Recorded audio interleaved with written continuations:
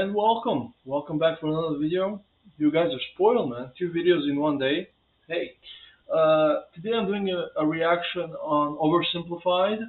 I picked the video that I know the least about because Oversimplified is such a great channel. I've watched a lot of them on my own, and I basically reacted by myself on every single one. But the football war, I don't really remember anything about it. Maybe I do. I don't remember watching this video. So that's why I picked this video as the first video I'm ever gonna react on this. I hope you like it. Leave a like, and let's go. Quick, you have 2 seconds to name these two countries. Nicaragua, Guatemala. You're wrong, unless you got it right. Then good job. They are, of course, Honduras and El Salvador.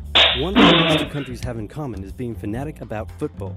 Or if you're a freedom-loving patriot, soccer. But do they love it so much they would go to war over it? You bet they would, and that is no bueno.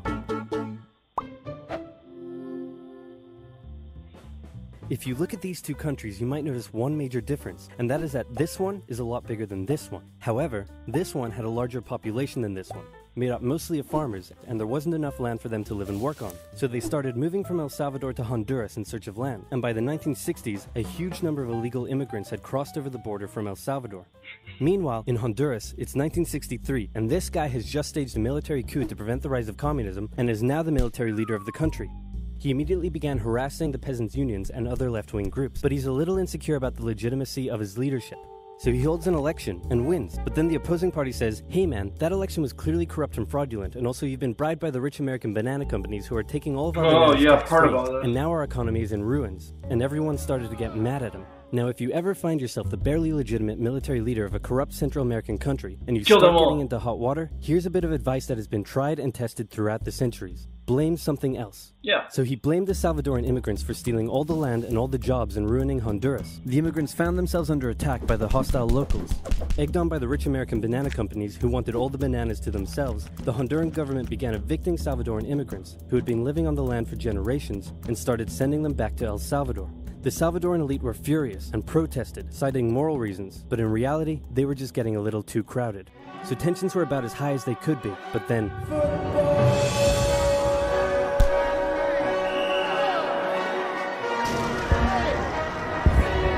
It's the 1970 World Cup qualifiers, and both countries finished top of their qualifying tables, so it was now time for them to play against each other in a series of matches. The first match took place in Honduras. The night before the game, Hondurans gathered outside the Salvadoran team's hotel, making noise and taunting them. The next day, Honduras defeated the exhausted Salvadorans with a late 90th minute goal. After the match, a young Salvadoran fan, unable to bear her country's defeat, shot herself.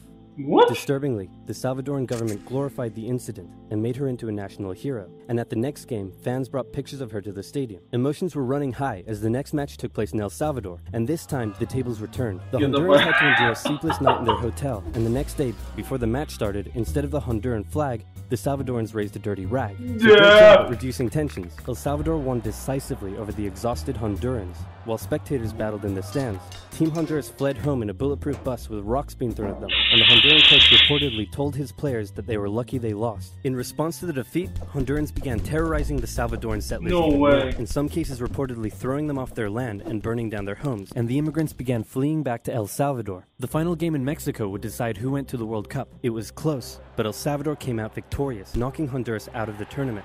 Wow. The atmosphere is riotous. Literally, and back in Honduras, attacks on the Salvadoran immigrants further increased. This was too much for El Salvador to bear. With its people under attack and an unmanageable refugee crisis on its hands, El Salvador severed all diplomatic ties with Honduras and declared war. No way! Really? The football war is also known as the 100 Hours War, because that's how long it lasted, making it one of the shortest wars in history. El Salvador started by carrying out air raids on strategic locations within Honduras, including Toncontin International Airport, which prevented the Honduran Air Force from getting into the sky. Then, with their superior army, they began an invasion along 2 major roads, complete with light tanks and infantry. Their advance was rapid, and they were quickly approaching the Honduran capital. Then the Organization of American States met in a bit of a panic and unanimously agreed that war between El Salvador and Honduras was a bad thing and probably shouldn't continue. So they went to El Salvador and said, can you please stop invading? And El Salvador declared, not until they stop being jerks, and so the war went on. The Honduran Air Force finally got into the sky, and with aid from neighboring Nicaragua, they successfully carried out air raids on Salvadoran air bases and oil facilities, crippling the Salvadoran supply line and stopping their advance dead.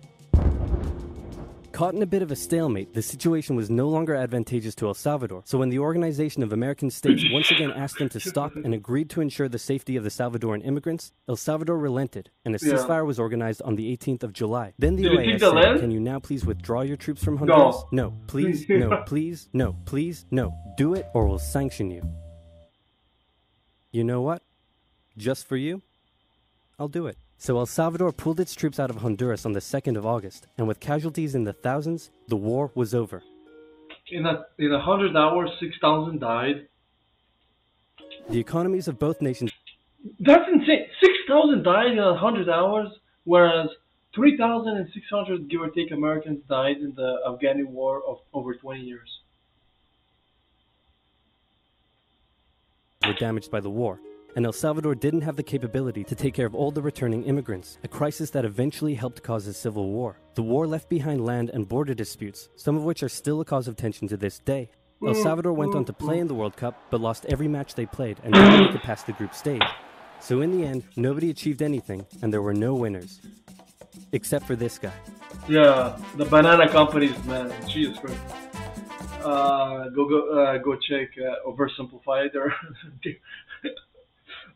They're a great channel. Well, I don't have to tell you that. You know, everybody knows them by now, but great channel. I've never heard about this. I've never watched this video. This is completely new for me. I know somewhat about the banana companies, which everything I heard about, I don't know that much about it, but everything I've heard about them is negative. But this is really, really fascinating. That everybody failed. They went to war over a final, the game to the World Cup, and they lost every match afterwards. Like, how much of a loser do you have to be? And then, I don't know. It was a very sort of, it's the football war, but it's more of a funny war, where 6,000 people died. But yeah, what you gonna do? People die. I hope you enjoyed this video. I hope you liked my reaction. If you did, please react. Please subscribe, like, and all that. I'll see you guys next time. See ya.